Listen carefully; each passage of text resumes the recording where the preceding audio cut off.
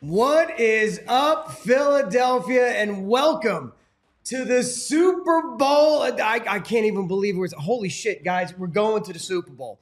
We're going to the part one of the Super Bowl edition of the Cheap Seats. And last week, I opened up the show with showing kind of a minute of serenity, right? A minute of peace and calm and looking inward to find gratitude, heartfelt thankfulness and gratitude for the position that we were in with the Philadelphia Eagles. Well, I would like to open up the show in the same context, but a little different spin on it. I would like to show my thankfulness and gratitude to the Washington Commanders. Washington, I sincerely thank you for beating the Detroit Lions and allowing us the opportunity to have the NFC Championship game at home filled with a sea of green amongst my people to watch green confetti fall down and fireworks go off. Thank you, Washington Commanders. Thank you so much. I also want to thank you for your defensive coordinator saying what he said. And listen, nothing what he said wasn't wrong, but man, sometimes what's said in the meeting room should stay in the meeting room. So I appreciate the additional bulletin board material with your false bravado. Thank you. Thank you so much, Washington Commanders. I also want to thank you for beating us at home in Landover at Northwest Stadium, because I remember all that shit that you talked, not only from the fans exiting the stadium, because that was their Super Bowl, but also the fans, John Clark posting a picture of your cornerbacks, mocking us. Don't worry, they all remembered that. They all saw that, and that was fuel for the fire on Sunday. And lastly, I want to thank the Commanders fans for taking over the Hard Rock and genuinely thinking that clown fan base was actually going to take over Lincoln Financial Field. Boy, if I was you, I would have walked into that stadium and realized, man, you are in way over your heads. And that's exactly what the Washington Commanders realized. They are way over their heads. And now we are less than 2 weeks away from exacting our revenge on the Kansas City Chiefs. Boys, we're going to the Super Bowl. We're going to the Super Bowl. How you feeling, Mr. Jason Ashwood? I'm good. You brought it up, and I remember when the Commanders fans took over the Hard Rock. And maybe it's just me, but my immediate thought was, there's a Hard Rock? Where the hell's the Hard Rock? How did I not know that there was a Hard Rock? On Market Street, right, so me, right, yeah. I'm not as familiar with this site that they took over. I'll be honest, I'm still processing. I'm still sitting here, not that I'm pinching myself, but in a little bit, kind of pinching myself in the idea that, guys, this is 2 and 3 years. This is for myself anyway.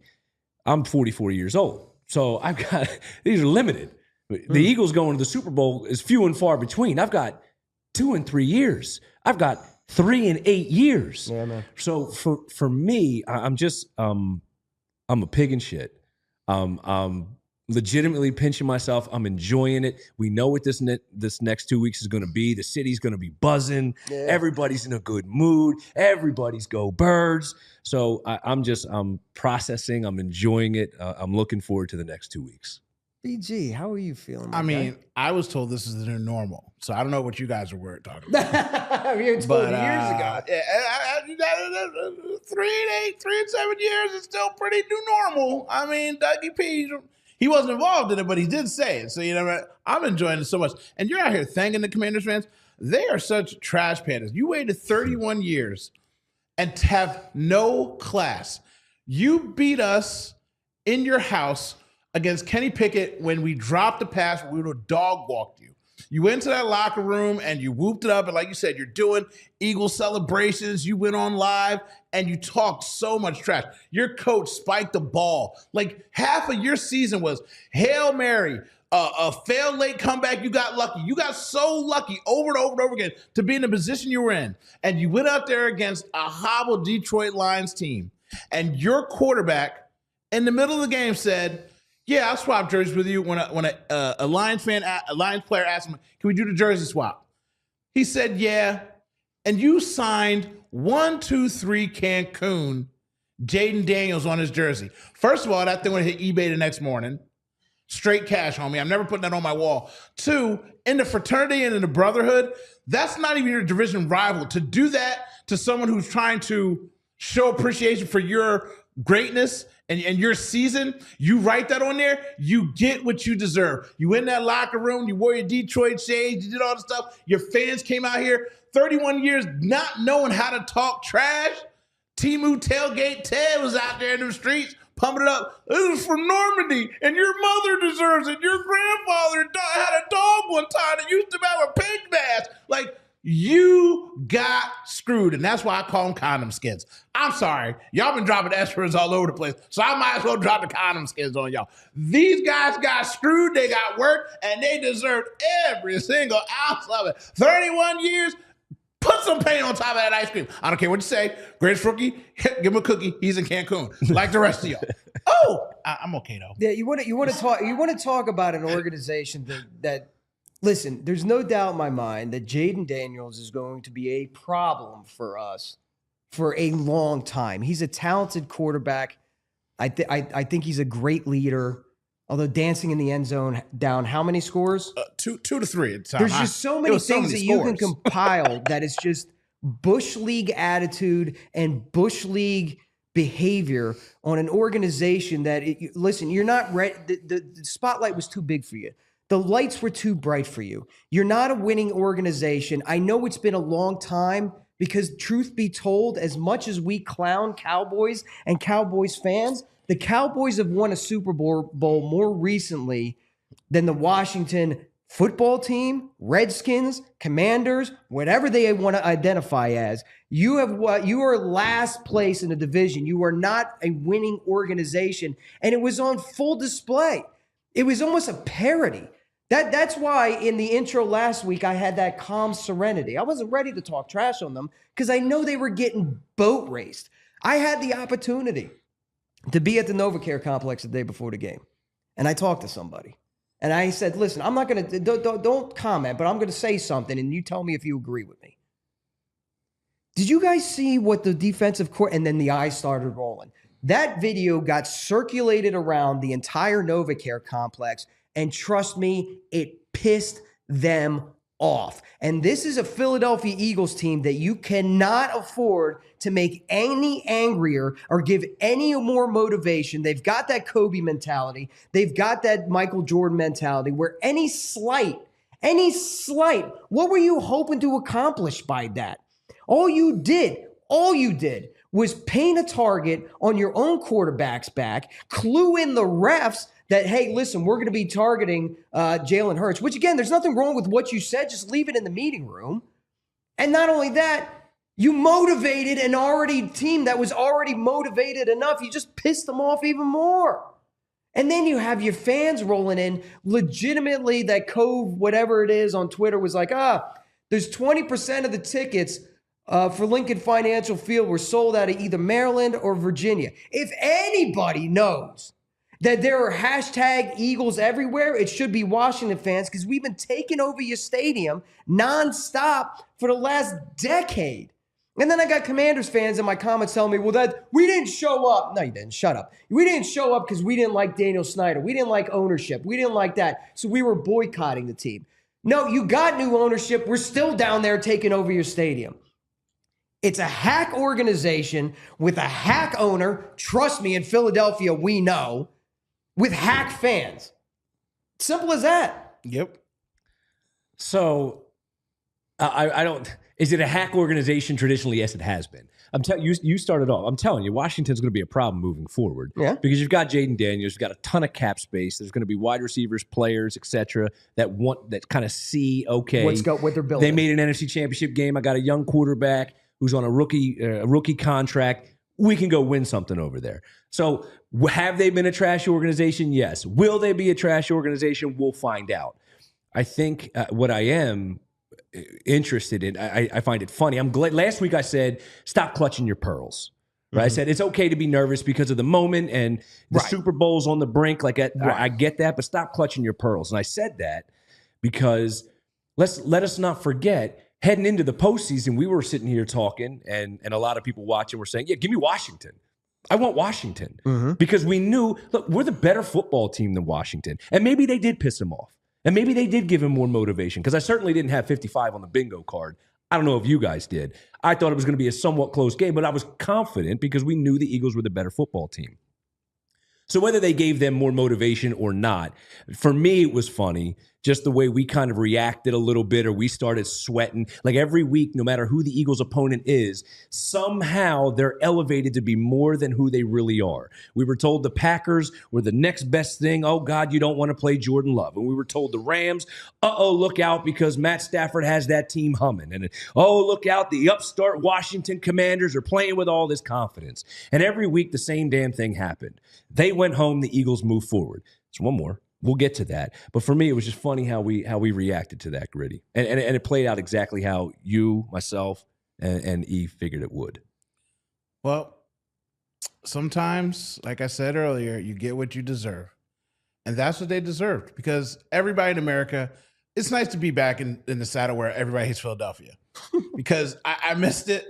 I love it. It's like they complain, but they're like, see, Saquon, his personality and them feeling bad for him being in New York gave this like, well, the Eagles are, look at Saquon. Look at Saquon. Did he break the record? I mean, his career was wasted. And that gave some kind of shine to people trying to talk about the Eagles. That's all out the window now. Now it's, Jalen Hurts can't do anything. He didn't, he won? Well, it doesn't matter. Jay Daniels he's the rookie phenom. He's the best quarterback I've ever seen. So every other rookie, there's 5 of them, by the way, that made it to a conference championship, and now all 5 of them have lost. Every single team that has won 3 road games loses the 4th road game. There's a little system going in place. Just take the Eagles out of it. History would tell you to shut up and to look at the game and how hard it is to play. Yeah. But you want to couch it as, well, your quarterback sucks. Your coach is an idiot. And mind you, I'm not going to backtrack. I think Nick Sirianni is a boob. But for the last 10 to 15 weeks, I've had to sit here and shut the LL Cool J up. You know why? Because he hasn't done anything. He hasn't said anything. So if you're mad at Nick, you're working on old stuff. You know, back when Nick was going for those 4th down like Dan Campbell every 3 seconds, maybe it's because he didn't have a defensive coach that could make adjustments and he knew the offense had to take care of it. Now he's believing and trusting the defense. Yeah, we need a new kicker. My coach, the boob, keeps telling you every week, believe in them. He's my guy. Don't worry about it. Best kicker we got. Don't worry about it. And what does he do? Goes out there and hits 99.9% of kicks. And I will tell you, every time he misses a kick, we win a game. So I'm not, he missed 1, I'm cool with that. You know what I mean? Yeah. Once we get down to 2, then I'm going to start, ripping my TV off the wall. But the coach is sitting there doing everything possible. So you're mad at the idiot Nick, who hasn't been.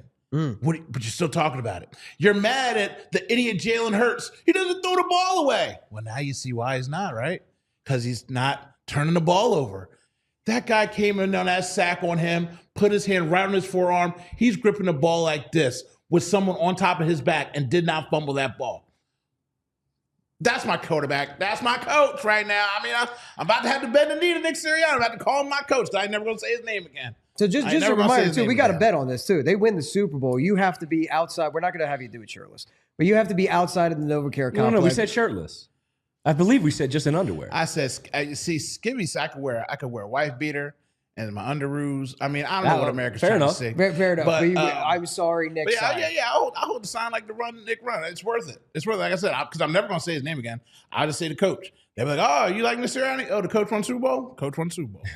That's what I'm going to say. So you call him a boob because people call him a boob.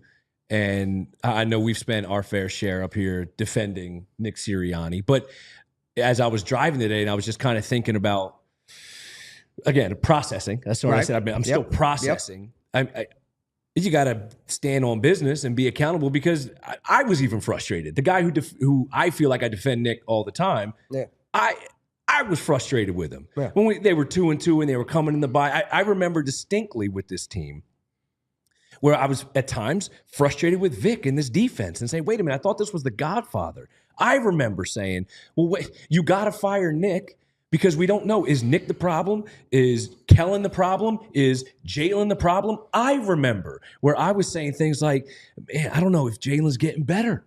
He's turning the football over you can't turn the ball over and win in the NFL. I remember being critical of these guys, but it was Nick, and it was Howie, and it was Vic, and it was Kellen, and it was Jalen. And they said, guys, calm down, tune out. Nick always says, embrace the adversity. Mm-hmm. And they embraced the adversity, both personally, individually, and collectively as a team, where we're all here pounding from the outside, pushing from the outside, the pressure from within. They're on the eve of a Super Bowl. Yeah. They're on the cusp of a Super Bowl. Yeah. They embrace the adversity, ignore the outside noise. We know what we've got. We know where we're heading. And God damn it, here they are. And it's so funny, too, when we look, and we're going to take a look back, but it's so funny when you look back and you were like, damn, they were right the entire time. Whole time. When BG was out there just Dave Spaderoing it, which I love. Listen, I love Dave. He's the best at what he does.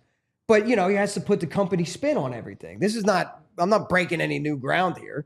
You got to put the company spin on it. So there BG is talking, you know, during his show and saying, hey, listen, we got to believe, we got to keep grinding. Trust me, we're going to stick to it, and you'll see.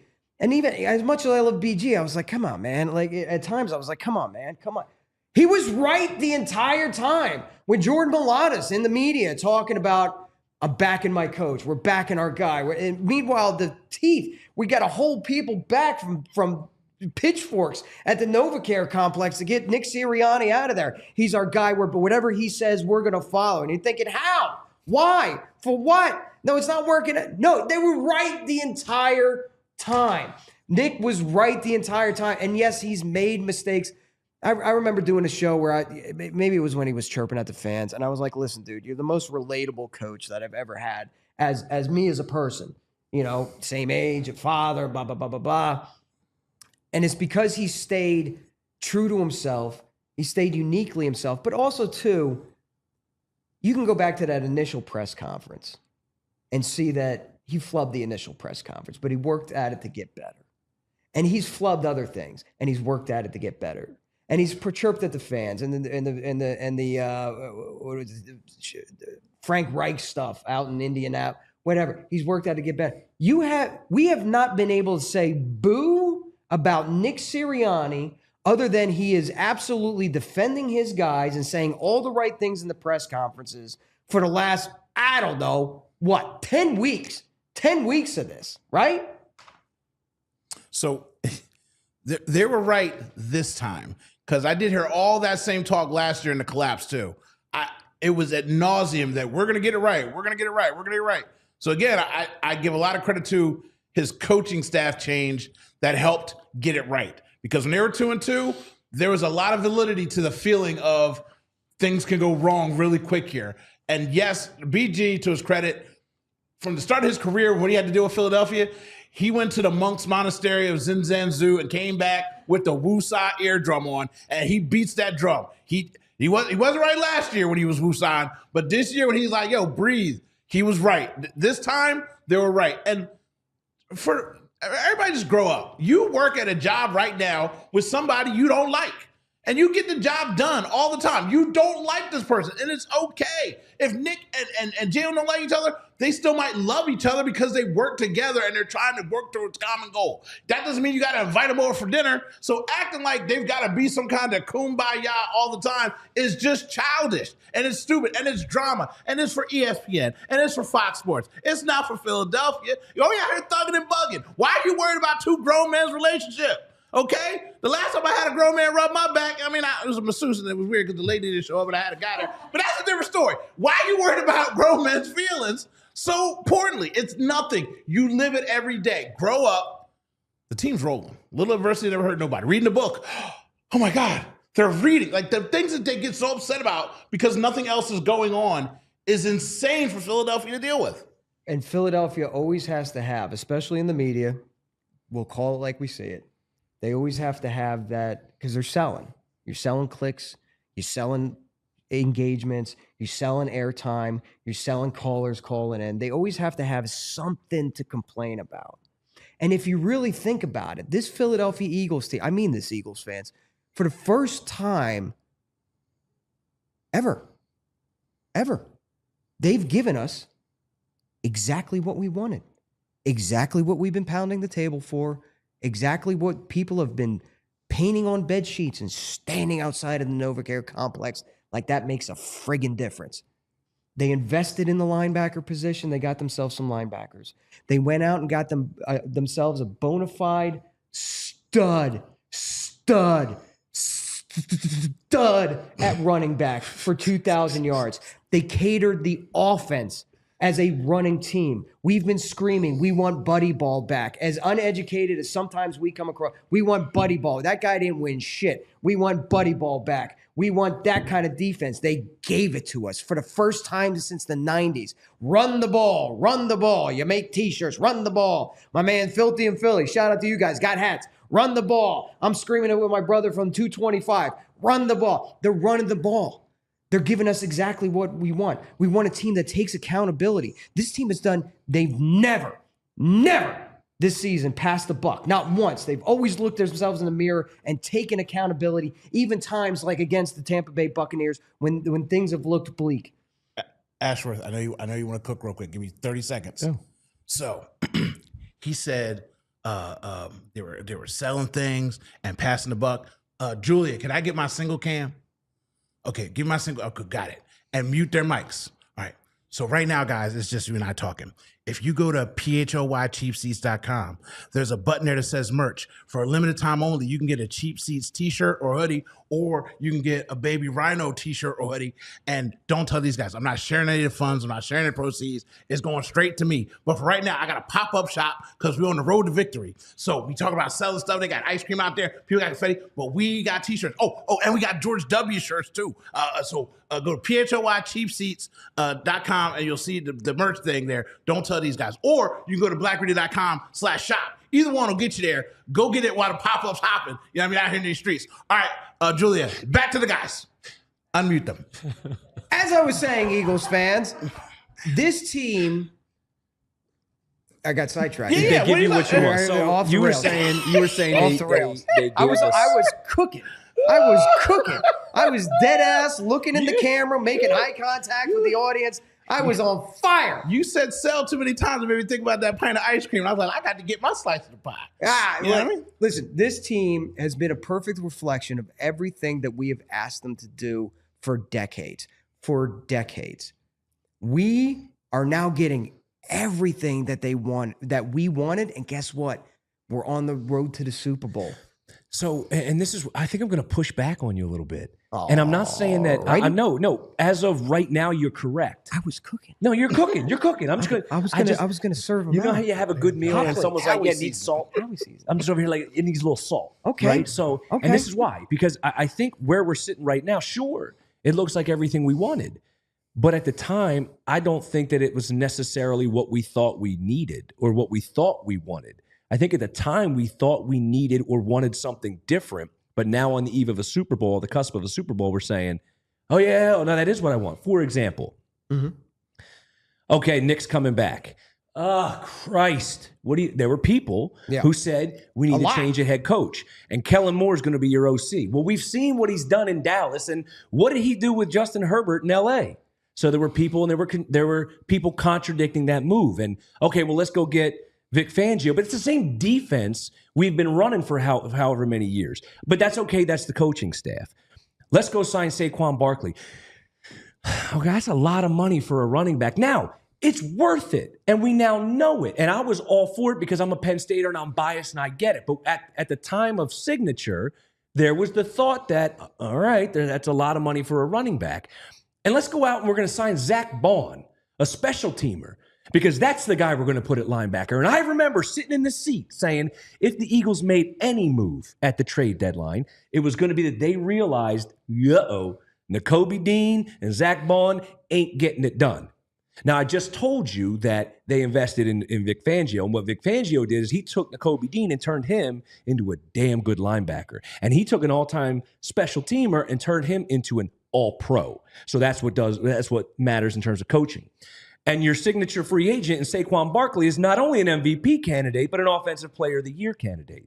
And then they go in the draft and they take Quinyon Mitchell, which we were all a part of. We were all on board. But then we had that white corner we took from Iowa, where a couple of us were like, is that the next Jason Sehorn? I don't know. Man, white people love that pick, man. That has South Philly all over. I don't know one person didn't say, you don't want some white quarterbacks? Everybody was singing the song. I was just saying, like, I get it, but I hope the kid can ball. Because I'm just saying the odds are forever against you. At any rate, that goes to now. Both of those kids are in the running for Defensive Rookies of the Year. Mm-hmm. So I'm just saying, obviously, it matters the way that they were coached up, and we're sitting here on the eve of a Super Bowl saying, yeah, it's exactly what we wanted.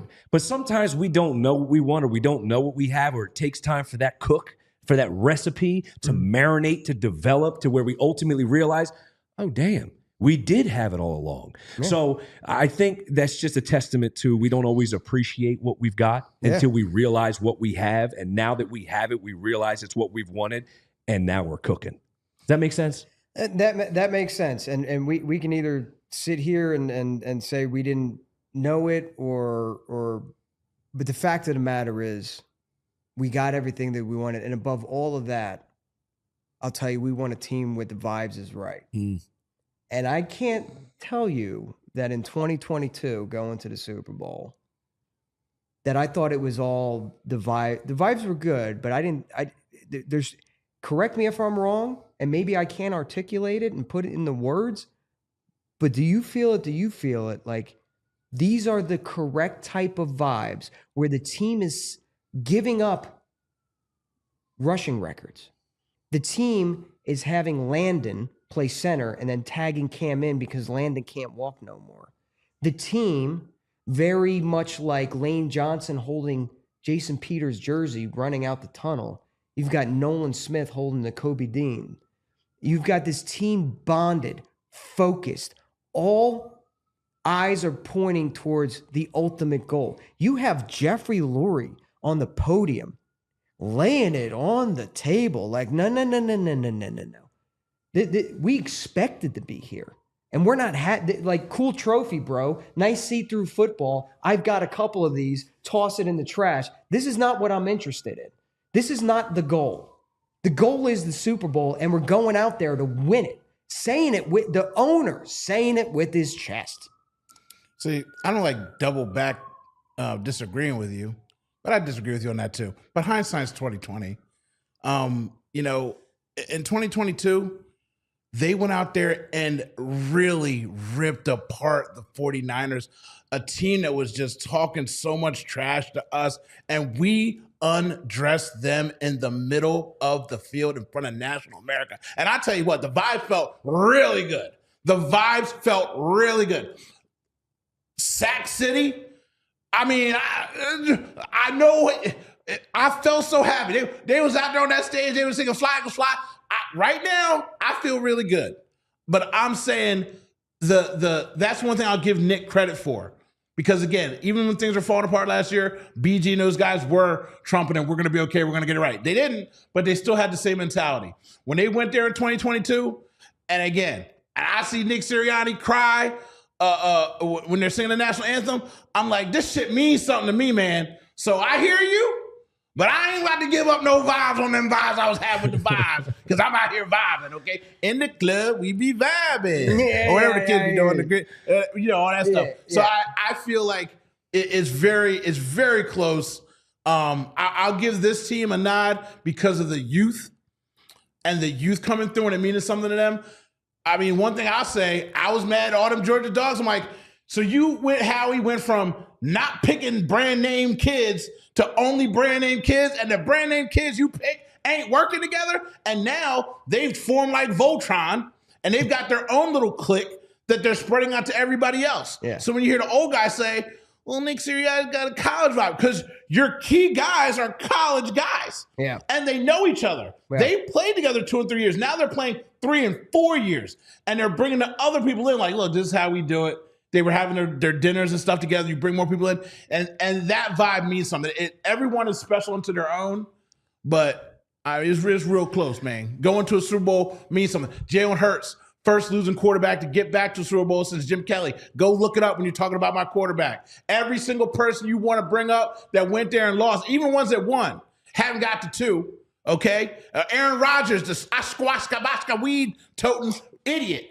Ain't been to 2 Super Bowls, but y'all out here glazing this weirdo while he's sniffing mushrooms for no reason. The mushroom sniffer. Oh, that's your guy, huh? Okay. Cam Newton, Superman. Well, he doesn't push. He ran over people to get there. He also didn't dive on the ball, okay? Yeah. He didn't get to go back. Yeah. I mean, Donovan McNabb. I love you, Donnie, but you throw up every time there's a big game on the line, and you wasted the prime T.O. with the broken leg coming back from Xing Chao Xing. So I'm just saying, you never got back there. Jalen Hurts, 5 years in, 2 times in there. The thing you said earlier, too, that I disagree with, or agree with, or disagree, one of y'all, I'm so glad I'm stupid. Because I don't care what it looked like as long as you get that George W. If you win by 1, if you win by 50, dadgummit, we won. And I like winning, and I like having an opportunity to win, and we got an opportunity to go win the whole game. That's why being dumb pays in advance. George W., super simple, keep it easy. So you just said, look, got him back, right? Donovan McNabb didn't get us back to a second Super Bowl, but we're back at our second Super Bowl in 3 years. Jaworski didn't get him back. And if you watched it, you may know this already. I'll just repeat it for the sake of it. But there are guys out there named Troy Aikman, pretty good quarterback. Tom Brady, pretty good quarterback. And John Elway, you ever heard of him? I heard of him. Yeah, it's a name you might have heard of once or twice. Patrick Mahomes. A lot of people talk about Patrick Mahomes. You ever hear that guy? Ben Roethlisberger, Kurt Warner, Russell Wilson. Those quarterbacks are the only quarterbacks to take their team to a Super Bowl twice in their first 5 years. You can add Jalen Hurts to that list. That's an impressive That's list. a pretty impressive list for this guy that you can't win with. And you're mentioning about vibes. Yeah, vibes are gonna, when you win football games, vibes are gonna happen. Like vibes are gonna happen. But these types of vibes, I think I specifically enjoy where it's selfless football. And we're talking about Jalen Hurts right now, right? Because football is the ultimate team game. It's the ultimate team sport. Unless you're Jalen Hurts as your quarterback, because then it's only about you specifically and what you contribute. But Jalen Hurts, the reason he's getting to that second Super Bowl in 5 years, as part of those vibes that we're talking about, is it's just selfless football. It's about what's best for the team. It's about what do we do and how do we do it well, and my individual stats and accolades be damned. It's about guys like Saquon Barkley who, yes, let the young guys eat. Don't worry about me getting more steps. Let the young guys eat. And oh, by the way, those young guys, when he's in an NFC championship game and he's rumbling down the field and he gets his first touchdown, who's the first guy off the sideline to greet Will Shipley? Saquon Barkley. And it's guys like Shipley and it's guys like Gainwell who are running backs but are playing on special teams that they haven't hit. These guys aren't out there to take someone's block off, but they're making impactful plays on defense or on special teams, to jar the football loose, to get that ball for Jalen Hurts, doing the little things. We talk about the defense, and they just play completely unselfish, swarm the football, swarm tackling, effort. It's those types of vibes that I love. I get it. Vibes are going to be high. You're 100% right when you say that. We win football games, we get hyped. We win football games, problems go away. Everybody's celebrating, the vibes are high. But it's when you're watching the way that they're winning football games, that camaraderie, that chemistry, that chasing that guy who's third man on the depth chart that just scored his first touchdown. I'm the all-world MVP candidate that's just breaking records, and I'm going to be the first one to congratulate him, tap him on the back. Yeah. Those are the types of vibes that, for me, tell me, I like this team. I'm invested in this team. Put your helmet on, run on the field, which should be a penalty. 12 men. 12 men. I'll take the 15 yards because I'm going to dap my guy up. Yeah. By the way, for those of you that didn't know or weren't at the game, you mentioned before you weren't expecting 55. That wasn't on your bingo card. I don't think it was on your bingo card. It certainly wasn't on my bingo card. I doubt it was on your bingo card. It wasn't on the Eagles' bingo card either. 33-10. I had the points right because they ran out of fireworks. Right. It is only the second time I remember seeing this team run out of fireworks. the last 2 touchdowns that were scored, normally, right, you get the fireworks. They were like, we got to leave some in the chamber for the post game. We got to leave the last 2 touchdowns, the fireworks for Fly Eagles Fly, and when they scored, did not go off because they were running low on ammunition. So what you're saying is the stadium needed a blue chew. Yeah. Went a little limp late. You know what I mean? Went a little limp late. We were talking. BG's been mentioned plenty of times throughout here, whether it's talking to the media or this and that. Think he plays? Ooh, BG? Yeah. 100%. I talked to him. I mean, inside knowledge. I pulled him aside. I told him, one, you got to come back next year for your victory tour. You can't leave. And then I said, we going to make it to the Super Bowl. You got to play. And he dapped me up. He hugged me. He said, for sure, for sure. So I'm taking that as 100% BG to BG. BG wouldn't lie to BG. That's what I'm saying. He said, for sure, for sure. I'm taking for sure, for sure. And the hug. He gave me the double tap on the back. Like, you know what I mean? So he out there. And if for nothing else, to have him suit up, and if there's a critical moment in the game, somebody needs to get expelled, to let him go out there. I tell you, I love self-promoting. I'm going to lie and say I don't like to promote myself. I made a stupid video with the inch by inch from Any Given Sunday video, and I took the clip of BG getting a chest bump with Jalen Hurts. And watching that part, it really just makes me happy because him and Lane are like the final boss that are left now that Kelce's gone, of like what the core of the team is on offense and defense. And to not have him there, but to see him in post game, to see him on the sideline, it brings a smile to my face. I feel it. So like I said, when I said this shit means something, those moments mean something. And Julia, what time do we have for a hard out? Just so I know, because we in here yapping. Oh, we got time. We got time. I just want to make sure. I want to keep going. Right, I don't want to stop. Yeah. I want to know when we. I mean, No, I'm glad you asked because I was looking at the clock too. Yeah, Like, we vibing. We vibing in the club. We be. Can I ask a provocative question? Sure, you can. I'll yell at you. I know. And it's not provocative to go down a path that I think the question itself may make you think I am, but more of an appreciation question. You mentioned, all right, so Cam Jurgens, we never thought that Landon Dickerson would be able to step in, that Cam Jurgens comes in the second half. We never thought it. Yeah. Do you remember where we were sitting in the beginning of the season or even the end of last year and how we looked at losing a guy like Jason Kelce? Because you just mentioned Jason Kelce's no longer here and these guys are the final bosses. And it's more of an appreciation for Cam and Landon, but I'm sitting here thinking, does anybody miss Jason Kelce? No. From a play perspective. I'm not talking about from a leadership perspective. And again, this is not certainly not to from diminish. A media perspective. Right. Yeah, I know, right? This is not to diminish at all because we know who Jason Kelce is. I get the that. man. But in terms of what our expectations were, and me, maybe myself, my concerns at the position, like Cam Jurgens stepped in and to me didn't miss a beat. And even when Cam Jurgens got banged up and Landon Dickerson, did that offense sputter? Did we see a gap at center? I said it was going to be provocative. I get it. And I'm not telling you I don't appreciate Jason Kelce. I do. But have you seen a significant drop-off? Here you go. Well, before you answer that, I'll see your Jason Kelce. I'll raise you a Fletcher Cox. Because that was another one where we go, what are we going to do without Jason and Fletcher? Yeah. Where's the leadership going to come from? Absolutely. You can't just replace these guys. No, Howie did. And then some. Please, take the floor. I don't even think of Fletcher Cox in my dreams anymore because I have Jalen Carter. Like, I'm sorry. You brought him up. I just like, oh, wait, I forgot about it. He's not there. I just mentioned the linchpins. I did not mention his name because I don't even think about him. And that's not a shot to his greatness and what he did for us. But the last 2 years, he couldn't handle double teams and he faded away. Didn't even think of him. This is one time. It's been a whole season where this is the first time where he's right. Jason Kelce is a center. He is a center. He gave the greatest parade speech of all time. And you have elevated a center to being the juggernaut like he's Dawkins. You're trying to put him on the Mount Rushmore for playing. He is a center. And so much of a center and a legend and an all-pro and a para-pro. And Jason Kelce's so great.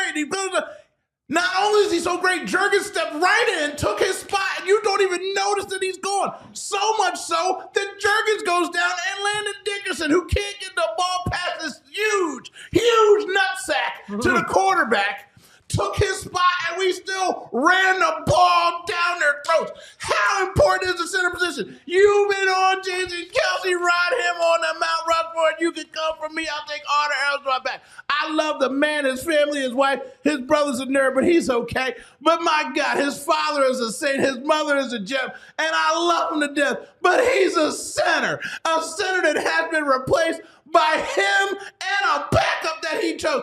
Oh, God. The fact that I got to agree with this guy on something makes me sick. But he's just a center. Oh, I finally said it. It feels so good. I love you, Kelce. I love that show. I love getting the beer, getting the cookies, the detergent, everything. Your family deserves it. Your wife is a your wife. She's Miss America. No, We're gonna need to take about 20% off. No. His wife is who she is because she's a diehard bleed greener. Okay. Look, I don't even know what she looked like. I know what she sound like. I know the vibe out there. Look, trust you me. I ain't worried about his wife because his wife got somebody. She's happy, okay? But my goodness, she bleeds green. That whole family deserves it. But he's a center. He's been replaced. It's okay. Stoutland University deserves a lot more credit. Let's build a statue. Correct. Let's donate something to his charity. We need to send his grandchildren to college for free because he's done so much for us with Stoutland U. Stoutland University, people. My goodness. Steen was in there. Did you even know what he was doing? You didn't hear his name. One time you did. One time. When? But that's it. He had like a false start or something like that early. Believe it. But that's okay. That's okay. I don't believe it. I don't want to push my luck, but I don't know, Gritty. I feel like we might be ripe for a hug soon. I'm just saying. I don't want to push my luck. We'll see. You heard me earlier talk about grown men touching each other. Now you're trying to feel up. I'll be a masseuse. You be nice for 2 seconds. I'll be a masseuse. And I see this just like the lady. Everybody want to touch on your boy. I'm squishy. This is a show of firsts. This is a show of Yeah. firsts. First of all, this is the first time that BG has agreed with Mr. Jason Ashworth. That's the first time. Correct. It hit me in the feels, also, too. He's going to get 2. Broke clock. I'm not certain of this, but I'm fairly certain. I would bet good money it's the first time the words nutsack have been it was featured. extremely large nutsack. An extremely large nutsack has been mentioned on PHLY. You can bleep it in post, I guess. We're pre-recording this one. If you want to, go ahead. It'll probably be funnier if you do, because then they'll be like, "Oh my God, what did they say? What did they say?" When you talk about football and you talk about gladiatorship and men falling on their sword, and you make all these grand gestures, I talked about Storm of Normandy from Timu Ted with the way he was talking to his bravado. It sounds so silly because it is a game, but it is a game that have injured men. They've lost limbs. They've lost their lives in that field, and people have gotten hurt beyond belief. And when you see Dickerson on that sideline, limping the way he was, and the sheer pain in his face, and to watch Jurgen say, "Go, I'm coming in." He's like, "Nah, dude, I got it." Them two fighting each other to get in their game, to help the other one out. Like, that's what it's all about. That's what life's about. When you see somebody that you care about is hurting, and if you have the opportunity to step in there and help them, you do. My goodness gracious. See, now E-Rock might be right. Maybe the vibes are a little bit higher because I'm telling you. I've already agreed with one thing. I can't agree with 2 of y'all. Too much. No, because here's where you're going to agree with me again. Here's where you're going to agree with me again, because they were like, "Oh, the vibes." Yeah, winning creates vibes naturally. But there's a difference between the vibes of the Washington Commanders, who were convinced they were going to win because they've been getting lucky and being winning, right? They've been winning, so it's creating vibes. And there's a difference between those vibes and exactly what you said. And I'll circle back around to they've given us exactly what we wanted, because that's what Philadelphia is about. Philadelphia is about grinding it out, hard work, never saying die, getting up off the mat, and you and your brother go to war with each other. That's what the vibes are about. That's the difference between the vibes that the Washington Commanders were coming in and the vibes of this Philadelphia Eagles team. Because when they look to the left and right and say, "I'm playing for the man next to me," God damn it, they mean it. Wholeheartedly and without reservation, they mean it. And they will go to war with each other. We all wondered whether Nick Sirianni, is it Nick Sirianni's offense? Is it not Nick Sirianni? What's Nick Sirianni's role? What is he even doing here? Why do we need this guy? That's the reason why. That's the reason why. Because he's got this team dialed in and ready to die on the field for each other. You got BG, one arm, doesn't matter. That man is going to... By the way, BG, and while we're on the topic, because I didn't get to it, I'm going to give you some career advice. right here, right now. Oh, that's a switch up. Yeah, this is a switch up, VG. I want you to pay very close attention, okay? Because I'm about to drop some career advice on you because you know I love you. We're boys, right? You are never going to make it in this life professionally as a poker player. It's never going to happen because we know. Oh, we've seen you Jones to get into that game. Oh, we've seen you talk about how much you miss it. Oh, no, I remember before a show, me and you dapping up, and I said, how's the arm? You had it in the brace. And you go, how long? And you gave me, what, 5, 6 weeks? And I start going like this. And all you did was smile at me. BG, you're never going to make it as a poker player because we see right through you. And we'll see you in the Super Bowl. Book that. Bet that. I already told you. Double tap on the back. So, I mean, he also told me to stay on track, and I'm so fired up right now. I'm in a million places because you can't be trusted. You know how much you can't be trusted? First of all, next year, if there's next year, I'm leading the show because you get so excited, and then he gets all excited, and then y'all pontificate, and then we forget. You know what we haven't done? We haven't talked about the game. We haven't talked about the 4th down pass from Jalen Hurts to AJ. We haven't talked about the first kickoff touchdown run. I'm going to hit you like we haven't talked about the mammy-jammy plays in the game. And I blame all that on Caucasian E-Rock because if black E-Rock was over there, we'd be doing stuff. We're going to switch real quick. Because goddamn it, we need somebody to lead this shit. Have we not said anything? One thing about listen. Have we done one thing damn, about the game? This is why I sit in the middle. I am the Nick Sirianni of this thing. I'm in charge of the emotional leadership of the show. That's me. I'm the vibes guy. You guys are my coordinator. Oh, offensive, defensive. You guys got to do the heavy lifting and the schematic stuff. So please, Gritty, somebody take the wheel. I let it go for half an hour, and I was like, man, this is super. Like, either people are going to love this show or there's people screaming at their monitors and in their headphones right now, like, not one play has been discussed in this game. But that's our show. We're a show. Like, listen, you want the stats? You want the X's and O's breakdown? Go talk to Fran. Fran's brilliant.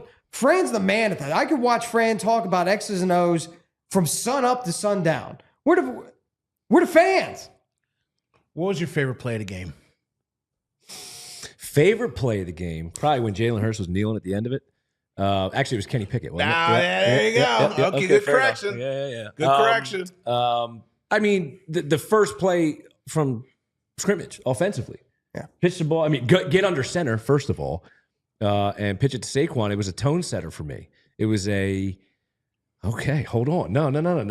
We're balling today. This team's coming to play today. Now, I was a little nervous when it was 14-12, right? It was like, I could use a little space, but right off the rip, I would have to say that probably. What was your favorite offensive play of the game?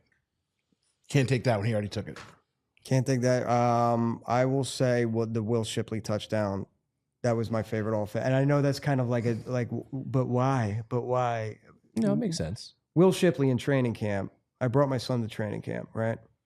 And my son is very personality-wise, very much like me. Fearless, doesn't care, is going to make friends everywhere. My son is the kid that goes to the beach and some little kid that's playing by himself. Hi, my name is Jace. You want to play with me? Like, he is fearless. He's the type of kid that when we're bringing the training camp, he goes up to Devonta Smith because we're on the field afterwards and just like, hey, man, I have your jersey. Give me a high five. Like, the kid is absolutely fearless.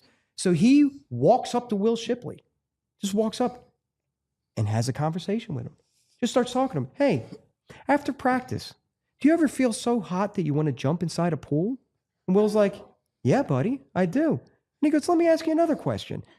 And Will Shipley took 5 minutes, just soaking wet, sopping wet, dog days of summer, took 5 minutes to have a conversation with my kid. You're nice to me. This goes to all the dads out there. You know what I'm talking about. You're nice to me, that's one thing. You show me kindness, that's one thing. You show my kid kindness, you got a fan for life.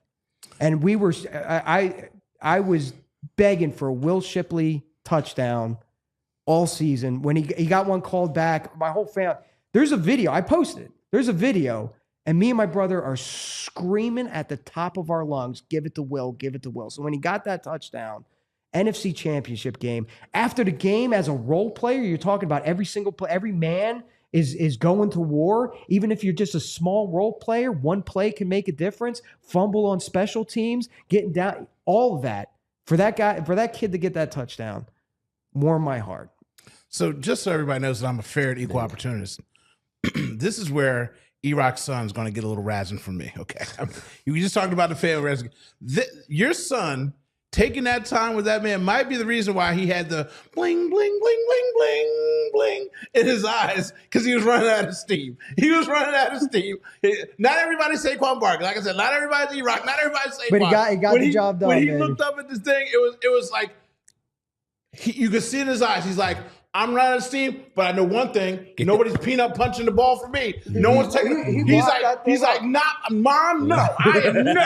And he had it in his eyes. He was like, I'm a bling, bling, bling, bling, bling. So that that 5 minutes he spent with your son, man, took the wind out of him a little bit. Yeah, that's your wind on the treadmill. You know what I mean? But that's good to take time with the family, because that is stuff that means so. That was a great moment. What about you? My favorite part of the game, because I'm a man that loves ladies and ladies love me. I love the motion in the ocean, because sometimes it's not about the size. You can have all the size in the world. If you know how to work that ship, it don't matter. Kellen Moore, where you been my whole life with all this motion, baby? I saw a Goddard sweep. I saw a Smitty sweep. I'm like, oh, daddy, you was calling it. You was calling it. So much motion. My ocean, oh, girl, let me tell you something. I felt swayed some kind of way. I felt swayed, Kellen Moore. That was my favorite thing to see. I know you might feel uncomfortable about it, but I'm just telling you, sometimes it's about the motion in the ocean, and he was moving them. Kellen gave him movement. That's what he's saying. That's what I'm saying. Kellen gave him some movement. He took a blue chew. He didn't need the blue chew. But it just goes to prove. And listen, we're gonna break down kind of the Super Bowl matchup. I know we're doing a lot of reflecting on the season and reflecting on the previous game. Maybe not so much talking about the game, but everything other than the game. That's why Gritty's in the one seat right now. So we're gonna break down the. I lost where I was going. Actually, let me ask you a question. Hold on. May I? Yeah. Are you leading the show, or is he leading the show? He's leading the show. He's leading the show from this side? Yeah, you just tried to take it back over. He took the whole show back, didn't he? I know. It was terrible. So, secondly, it's a habit. Yeah, your habit's also wrong, because we just talked about the offense. Now I would like to give some credit to our no. defense. I remember what I was going to say. What do you remember? You Scooby-Doo. Oh, man, this dude, you ain't even Shaggy. You're the dog. Snacks? No, this is what happens, because I get this train of thought. I'm like, okay, here we go. E, you ready? Ready? In 3, 2, 1, squirrel. That's what I said. You're the dog, bro. You're Scooby. The point I was going to make before I went off on a tangent, the point I was going to make is that last week I was talking about scheming guys open. And what they showed against the Washington Commanders is there's still plenty of tricks up the sleeve. There's still many of plays that they haven't shown on film, because some of that stuff, Goddard, some of that stuff we had never seen out of this Philadelphia Eagles team too. So if Kansas City, this is where I was going, we'll break it down. But if Kansas City thinks that what you see is what you get, I think they've been holding back a couple things, and they have a couple stuff in the chamber that they haven't seen yet. And I think the game against Washington proved it. I hope so. Can I X and O for a second, because I know it's not X and O, please, because I can't do it. So we don't talk about it on this show. I don't even talk about it on my own show, because sometimes we like that fun. But this is for the stupid people that don't know football. When you're worried about A.J. Brown and him not getting the plays called for him, there's a thing called zone and man. And when you're going up against the Packers and they're a really good defense, they play zone. And so your quarterback might not want to throw that ball, because his coach and his offensive coordinator told him, hey, there's guys floating over top. Don't risk it. Run the ball. Our defense is going to take care of it. And then you go against a team like the Washington Commanders. Besides being bottom feeders, they play man 80% of the time. And what happens in man? They sink down to try and stop the run, and you have a one-on-one with A.J. Brown. And when you have that, that's called barbecue chicken. So when you use all the motion to check and make sure that they're still in man, because they might try to fake out your quarterback or trick them. You use the motion, you call the audible, and that's how you get barbecue chicken. So when you're upset that AJ's not getting the ball, and sometimes AJ's upset too, because he knows when he's in man, trust you me, he knows when he's one-on-one. And if he doesn't get the ball, that's when he's upset. But sometimes it's a little bit more than what you think you see on that couch. And this team adjusted to a team's defense, and it looked differently because the defense they played was different. Think about that next time you're crying and complaining about something, you doofus. Now, What was your favorite play on defense? Iraq, I'll start with you. Favorite play on defense was I think Q kind of sealed. Not that the deal wasn't sealed, but it was Quinyon, because now you're seeing him like all those close calls all throughout his rookie season and still being a nominee for Defensive Rookie of the Year. For him to now have 2 picks in the playoffs and his teammates going nuts about it, that was one of my favorite plays. And he did the scary Terry celebration. That was great. That was great. I tell you, I'm saying, oh my God, I don't need a blue chew. I got the Eagles. What was your favorite play on defense? It's interesting. I would probably say, and again, I'm leaning early in the game, so I'll probably say when Bond popped it out of Brown's hands. Because again, all postseason, it's about turn the ball over, right? And so if you're with me in my basement, you're ball, that's all you hear, right? Because ball's on the floor, and like go get it. And when you watch, again, we were talking earlier about the effort on this defense and swarming. Bond didn't have him. I think it was Coop that had him wrapped up initially. And Bond was on the other side of the field and came flying and was pursuing it and popped the ball out. And then there's nothing but green jerseys around it. Yeah. So for me, it's just that illustrates this defense to me. Swarm the ball, punch at the ball, more green jerseys around the ball than the opposition, create turnovers.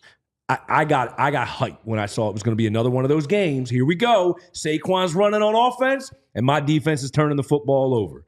To me, those are 2 of my favorite plays.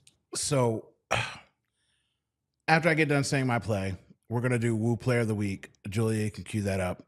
And I do this thing where I'm being nice today for some odd reason, where I let you guys talk about players and plays, and now we're going to do Woo Player of the Week. So you almost got to get 2 out of you. So I hope you feel good about that, me being generous. My favorite defensive play, as you can see, I'm sitting in this chair. I should be behind the desk. I'm overweight. I'm frumpy. I'm all wrinkled up. I'm still wearing my Baby Rhino baby t-shirt, though. It's available on PHLYcheapseats.com for a limited time only on the pop-up shop. But my favorite play on defense was by Jordan Davis. Mm-hmm. If I could just take the rumbling, stumbling, bumbling, because when he busted through that line like the Kool-Aid man, I thought to myself, oh my God, Jaden Daniels is going to break his ankles. And he got up on him so quick, pause. He had nowhere to go. And that man's full force rolling down on top of his body. I said, get it, big dog. Because all you ever hear is, Jordan Davis doesn't do anything, even though he's stopping the run and he's helping block up the gaps for the run game, but he doesn't do anything. And when he busted through and got that sack, I said, oh, yes, big baby, go ahead and do it. I was so happy for the kid. So now we can do Woo Player of the Week. Order is going to go Ashworth, E-Rock, Black Gritty. So this is more just we got appreciation. She's got a thing to play. We have our.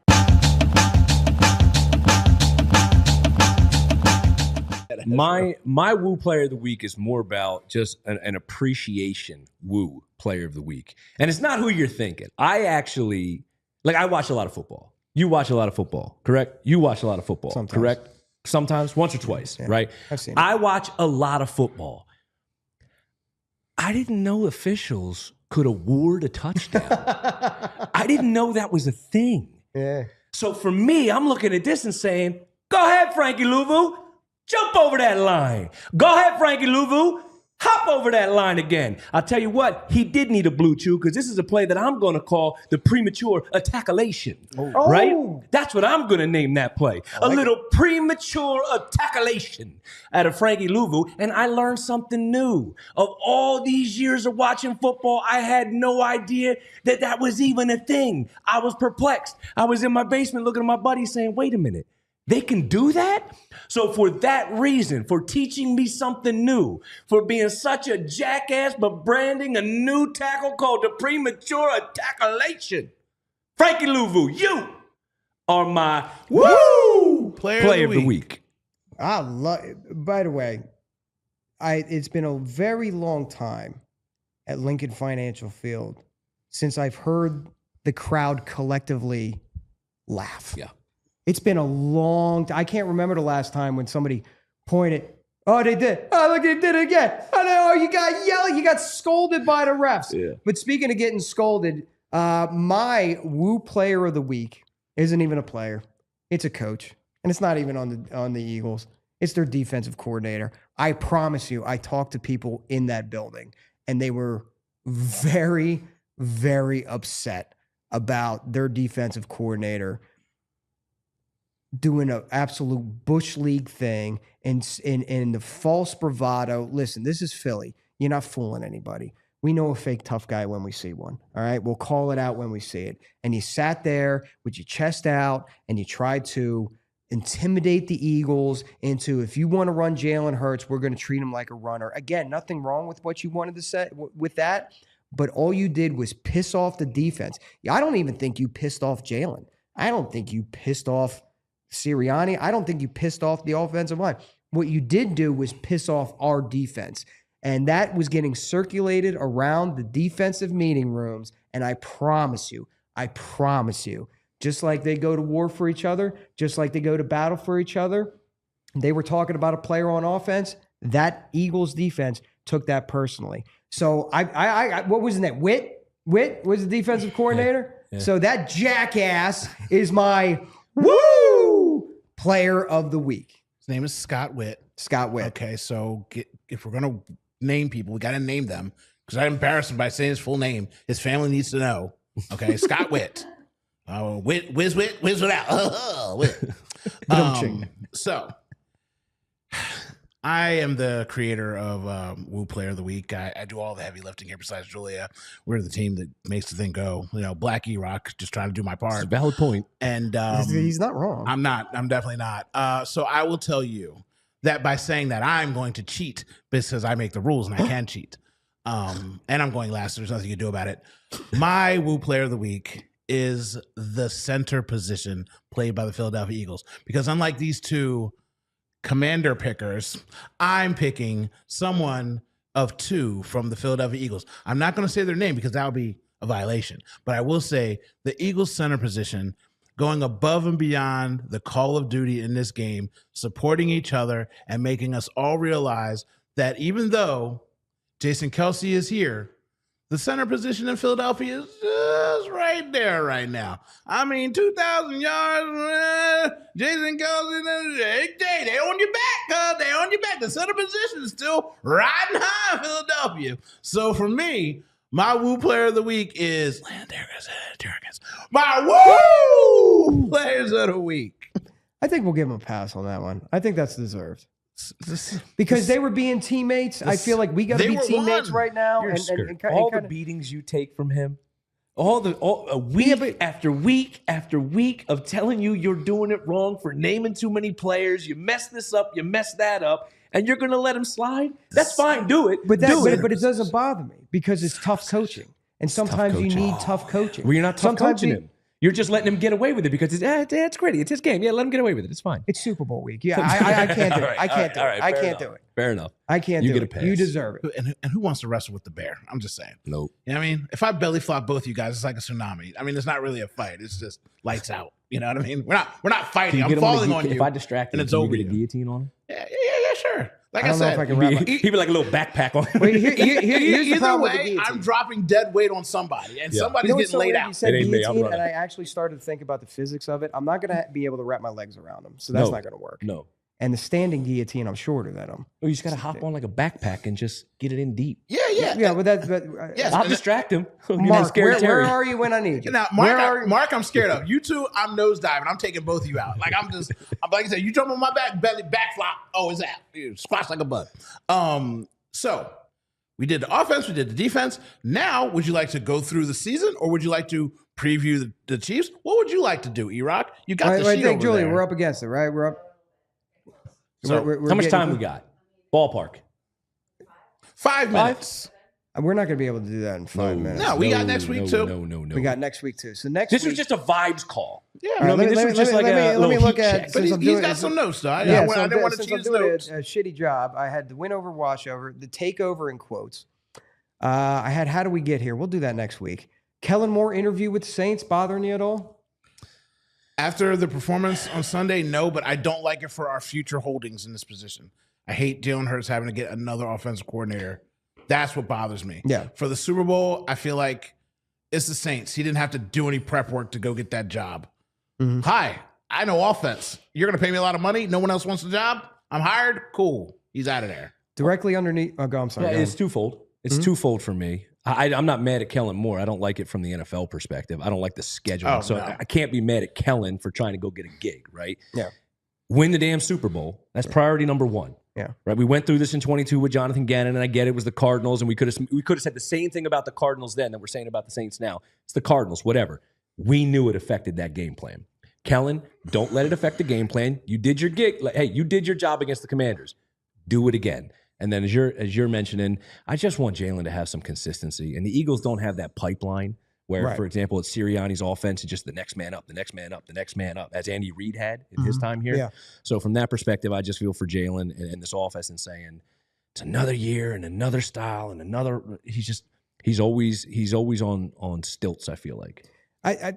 I agree with you, but all the more important reason why they have to win it this year, because they've got the right people in place. Yes. I feel like the league in general is missing a golden marketing opportunity with the head coaches of the NFL, right?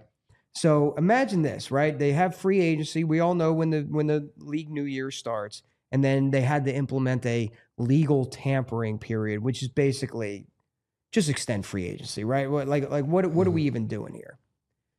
For the teams that are actually good and in the playoffs, I think the league is doing an incredible disservice. It didn't bother me at first. Remember a couple weeks ago, I was like, it's probably just 2-hour feeling out interviews. Well, he had 3 of them. And then I went, oh, shit. All right. And now on the cusp of the most important game of this man's career, and like we're going to the Super Bowl, now all of a sudden he's taking time out of his day to fly the Saints up to our facility. No. I don't like. They are missing a golden marketing opportunity to have head coach signing day after the season, where there can be a 24-hour legal tampering period. But now you get to find, hey, everything's on the menu. You don't have to wait.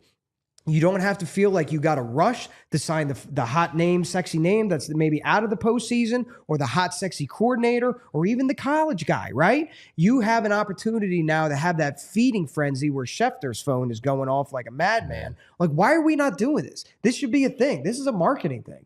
We're leaving money on the table. With Come this. out, put the hat on. Right? Exactly. Whoever you're signing Coach with, signing day. What are we doing, NFL? Yeah. What are we doing? Also, underneath that, directly on the notes, since we're killing time, was Cowboys coach, giggle, giggle. Mm-hmm. We can talk about that another time. We can talk about that another day. Super sad for them. Super sad. The send-off. What a shame. Another note, send-off party will be Sunday. I got a lot of DMs. I reached out to the Eagles. Yes, there's something in the works. Yes, it'll be Sunday morning. They're working out the details. Stay tuned to their socials and all the information on that. There will be a send-off Talk party. to me. What does that mean? So last time they went to the Super Bowl, they had something at Lincoln Financial Field. Okay. There were thousands of Eagles fans on the field. And the guys took the stage literally as they were boarding the buses to go to the airport. Yeah, I know what you're talking about. It was hosted by Spadaro. I think DJ Diamond Cuts was playing. It was a nice. They had the whole white outfits. Yeah, the Birds had all white. Well, no, I think Jalen was like Mitchell and Nestor out. Oh, white, yeah, right? No, he was looking good. It was clean. Yeah, I remember that. It was real clean. Yeah. They absolutely are doing that again. Pay attention for details. Sixers, no congratulations to the Eagles. Do we want to? So I can do it the fastest, or you can do it. You go for it, bud. This team sticks together. You did not do it. The Flyers, the players out there doing first downs, they posted go Birds. They posted congratulations. The Phillies, Bryce Harper, face of the franchise, is out there in a Cooper Dean jersey saying go Birds. The 76, the Union duped it up. They said go Birds. The fact that you didn't do it because Josh Harris is the owner of that team is so embarrassing and disgusting. He really has to sell the team. I don't want to live in a world where you support the Sixers for so long and they're inept losing in the second round over and over and over again, and you can't get a go Birds. You can't get a Franklin the dog holding up a sign saying go Birds because your owner is that petty and pathetic. I wish nothing but pain and suffering on the Commanders and the Sixers as long as he has ownership there. They're not getting another dime from me because it's sad and pathetic.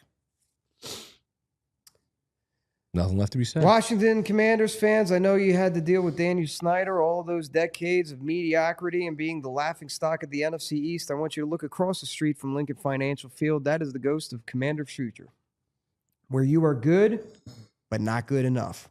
Where you have one talented player, not able to surround them. Where your fandom is treated like a commodity, not something sacred inside of the heart of a single owner. your fandom has been monetized. So whether I know you're happy about Dan Snyder leaving, and that dude was a scumbag. I got news for you. You ain't winning anything with Josh Harris either. So enjoy your time. I now, looking at the notes, realize that we are going to have, Julia, you better block us off. We're going to have a long show.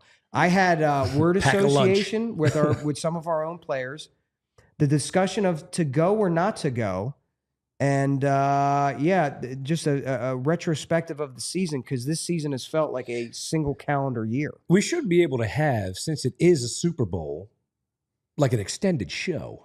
Yeah. We should be able to block off a little extra time for this next show. Well, next week. Next week. I'm talking. No, I'm not saying this week. I'm saying next week. So next week's going to be action-packed. We're going to preview the Chiefs and continue this conversation because there's stuff. We rambled on for an hour. I rambled on for an hour, as I tend to do. I apologize. Gritty will be in the one seat, steering the ship, keeping us on track. So, squirrel. Okay, so we can keep the show. Say bye. You want to say something? Say bye. What's that? We're gonna say bye. You gotta say something. No. I just you want to say bye? There's a squirrel. There's a squirrel. I just want us. I would like, because Josh Harris wouldn't do it. I would like if collectively we could get a little go birds, like on 3, 1, 2, 3. Go birds! Don't close yet. Nope, don't click it. That's why I asked the thing. Don't forget PHLY Chiefseats.com pop-up merch store. Don't tell the guys. Hoodies and t-shirts only. Baby Rhino too. If you want to go, there's some in the street stuff too. BlackRadio.com/shop. Or I'm just saying, go birds. Go birds. All right, now you can close it out. All right, bye. Go birds! We all silly like